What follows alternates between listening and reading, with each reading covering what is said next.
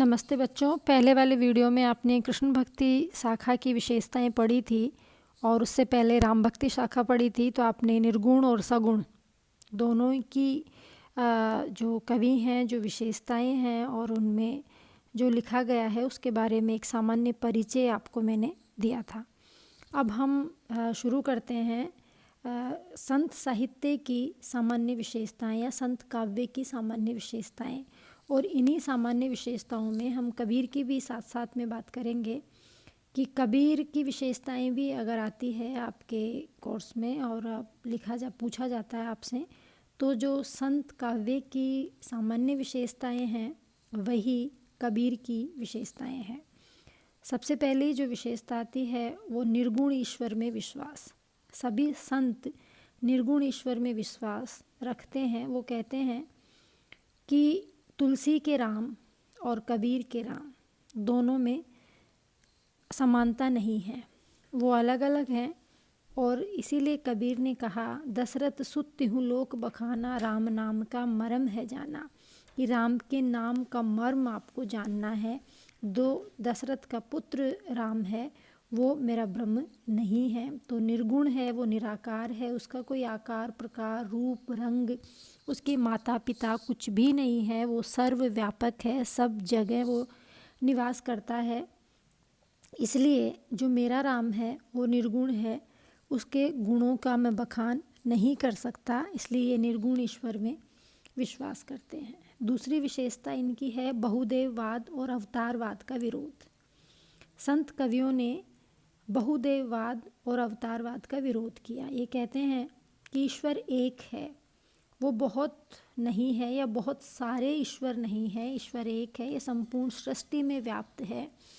और उसी की भावना से निर्भुकता पूर्वक वो खंडन करते हैं। और जो ये कहते हैं शंकर के द्वैतवाद का प्रभाव विशेष रूप से इनके ऊपर पड़ा।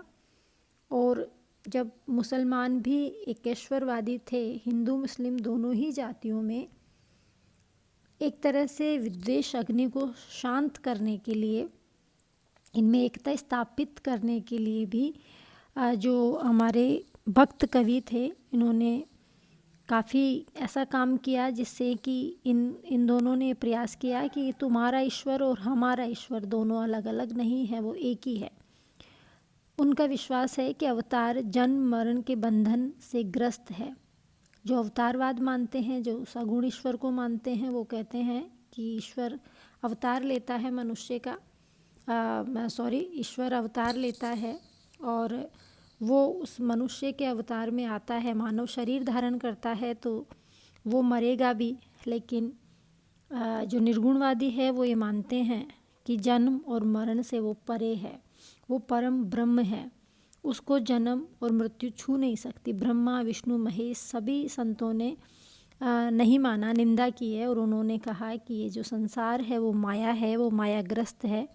और कबीर कहते हैं कि अक्षय पुरुष एक पेड़ है, निरंजन वहाँ की डार, तिरदेवा शाखा बये, पात भया संसार। विरोध करते हैं वो सदगुरु का महत्व। गुरु को भगवान से भी अधिक महत्व दिया संत कवियों ने। एक सर्वमान्य विशेषता संत कवियों की रही। और ये आपने सुना होगा काफ़ी कि गुरु गोविंद दोहू खड़े, काके लागू पाए, बलिहारी गुरु आपने गोविंद दियो बताए।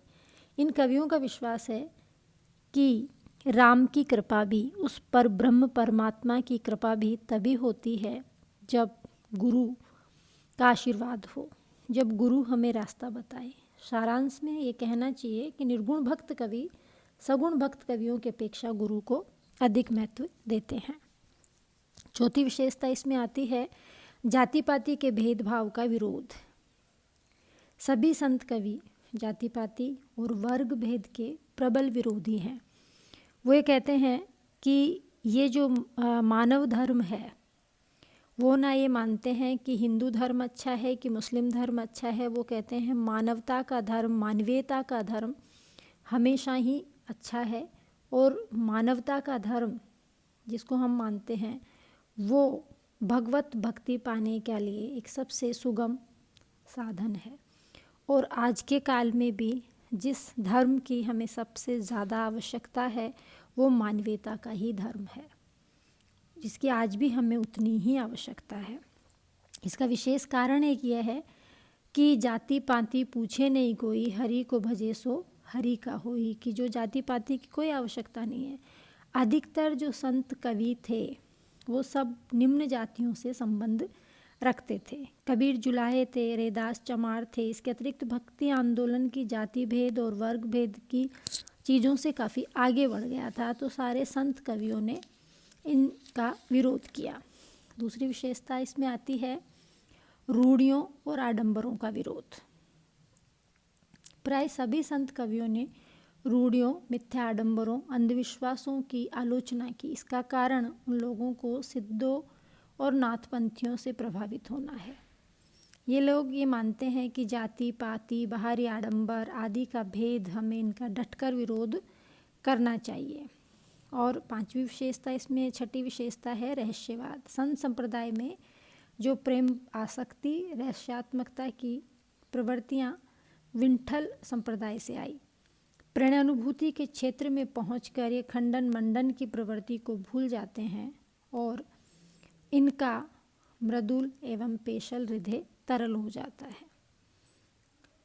और ये मानते हैं कि अलौकिक जो प्रेम है उसके विभंजना हुई है, चाहे वो रहस्यवाद उसको हम कह सकते हैं। साधना के क्षेत्र में जो ब्रह्म है, साहित्य के क्षेत्र में वही रहस्यवाद है। जल में कुंभ, कुंभ में जल है, भीतर बाहर पानी, फूटा कुंभ जल जल ही समाना, ये तत्कथो ज्ञानी। ये कबीर का दोहा है, शंकर के अद्वैतवाद से प्रभावित है। और इस तत्व को कौन जान सकता है? जो व्यक्ति ज्ञानी है वो ही इस तत्व को जान सकता है कि जो घड़े में जल भरा हुआ है वो भी वही है और जो समुद्र में जल है वो भी वही है। जब घड़ा फूट जाएगा तो जो घड़े का जल है वो समुद्र में समाहित हो जाएगा। उसी तरह जब व्यक्ति, मनुष्य मरता है तो उसकी आत्मा परमात्मा में विलीन हो जाती है। ये रहस्यवाद है। इनकी रहस्यवाद का योग का भी स्पष्ट प्रभाव इनको पड़ा है। आगे हम बात करें तो भजन और नाम स्मरण। भजन, ये कबीर आदि संत कवि ये मानते हैं कि बहुत ज़्यादा ज्ञानी होने की आवश्यकता हमें नहीं है। बहुत ज्ञानी और विद्वान व्यक्ति ईश्वर को प्राप्त कर ले ये आवश्यक नहीं है, लेकिन एक भक्त, एक प्रेमी हृदय व्यक्ति ईश्वर को सहज में प्राप्त कर सकता है। इसीलिए कबीर ने कहा, पोथी पढ़ पढ़ जगमुआ, पंडित भयानक होई, ढाई आखर प्रेम का पढ़े सो पंडित होई।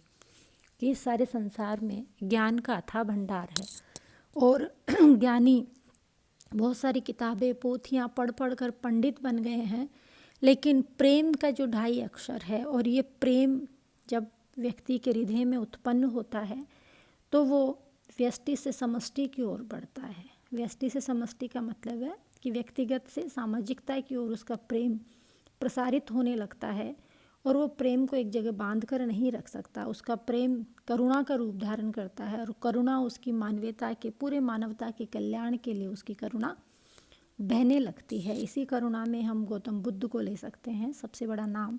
करुणा में संसार उसको दिखता है और वो पूरे संसार से प्रेम करता है। जब हम सबसे प्रेम करते हैं तो किसी के प्रति कोई विद्वेष की भावना हमारे मन में नहीं रहती, और जब हम इतने प्रेममय हो जाते हैं तो हमें ईश्वर, हर किसी व्यक्ति में ईश्वर नज़र आने लगता है। कबीर आगे भी यही बात कहते हैं कि एक चोर है उसमें भी तू है, एक संत है उसमें भी तू है, एक हाथी है उसमें भी तू है, एक चींटा है उसमें भी तू है। तो जब सब में ही तू है तो हम किससे नफरत करें? तो नफरत का कहीं कोई अंश बसता नहीं है। इसलिए प्रेम विस्तृत हो जाता है, और जब प्रेम विस्तृत हो जाता है तो ईश्वर हमें स्वाभाविक रूप से हमें महसूस होने लगता है कि ये सारा संसार उस ईश्वर का ही वरदान है। लोक संग्रह की भावना। इस वर्ग के सभी कवि पारिवारिक जीवन व्यतीत करने वाले थे और इन्होंने नाथपंथियों की भांति योगी नहीं थे। जीवनगत अनुभव की सर्वांगीणता में ही इन्होंने, वैयक्तिकता की अपेक्षा इन्होंने सामाजिकता होना अधिक ठीक समझा, और यही आत्मशुद्धि और बहुत इन्होंने बल दिया और समाज को दृष्टि में रखकर इनको जो बात चली है व्यक्तिगत पद्धति की, शास्त्रीय पद्धति की, ये सब इन्होंने हमें बताया। माया से सावधानता, माया से इन्होंने कहा कि माया से सावधान रहने की आवश्यकता है कि माया व्यक्ति को भ्रमित करती है और व्यक्ति भ्रमित होकर उसकी मधुर वाणी में वो बोलकर अपने आप को फंसा लेती है। इसलिए माया से सतर्क रहने की इन्होंने बात कही। भाषा और शैली के रूप में हम कहें तो मुख्य रूप से गेय शैली का प्रयोग हुआ है। इसमें भावात्मकता है, संगीतमकता है, व्यतिकता है, उपदेशात्मकता है। तो इस तरह से जो संत कवि थे इनका अपना अलग महत्व था। नारी के प्रति दृष्टिकोण, संत कवियों ने नारी को माया का प्रतीक माना और उन्होंने कहा कि जो नारी है वो व्यक्ति को फांस देती है। तो यहाँ पर एक अलग प्रश्न उठ जाता है कि संत कवियों ने नारी की क्यों ऐसा किया। बहुत सारी आलोचनाएं होती है, बहुत सारे इस पे सेमिनार भी होते हैं। तो उस वक्त की जो परिस्थितियाँ थी उनके अनुसार अगर हम क्लास में पढ़ते हैं तो इन सब चीज़ों को बहुत अच्छे से आप समझ सकते हैं, लेकिन इस तरह से हम इसमें समझाने में इतने सक्षम नहीं है। कबीर ने भी माया का प्रतीक माना नारी को। उन्होंने कहा कि नारी की झाई परत अंधा होत भुजंग, कबीरा तिनकी कहाँ गति नित नारी के संग। आश्चर्य का विषय है कि जहाँ एक ओर इन्होंने नारी की इतनी निंदा की है, वहीं दूसरी ओर ये सती और पतिव्रता के आदर्श की मुक्त कंठ से प्रशंसा भी करते हैं। इसलिए ये एक बड़ा आलोचना का और बड़ा उलझा विरोधाभासी पूर्ण विषय है, इसलिए आप इसको अभी रहने दीजिए, हम इसको बाद में पढ़ेंगे। काव्य की दृष्टि से संत साहित्य का अपना एक अलग महत्व है। अपनी अनुभूतियों को सहज और स्वाभाविक रूप से इन्होंने व्यक्त किया है। यदि सत्य की अभिव्यक्ति उत्तम कला का मापदंड हो तो संत काव्य अपनी कतिपय न्यूनताओं के रहते हुए भी काव्य कला की कसौटी पर पूरा उतरता है। इसलिए संतों की वाणी में जो उपदेश है वह केवल दर्शन का विषय न होकर जीवन रस से ओतप्रोत है। इसलिए हमें कह सकते हैं कि संत कवियों ने साहित्य को सत्य, सौंदर्य और शिव से संपन्न किया है। तो ये जो विशेषताएं मैंने आपको बताई है ये संत साहित्य की विशेषताएं भी है और ये कबीर आदि संत कवियों की विशेषताएं भी है। अगर ये प्रश्न आता है कि कबीर की विशेषताएं बताइए तो भी आप निसंकोच होकर ये लिख सकते हैं। अगर प्रश्न आता है संत काव्य की विशेषताएं बताइए तो भी आप ये लिख सकते हैं। धन्यवाद।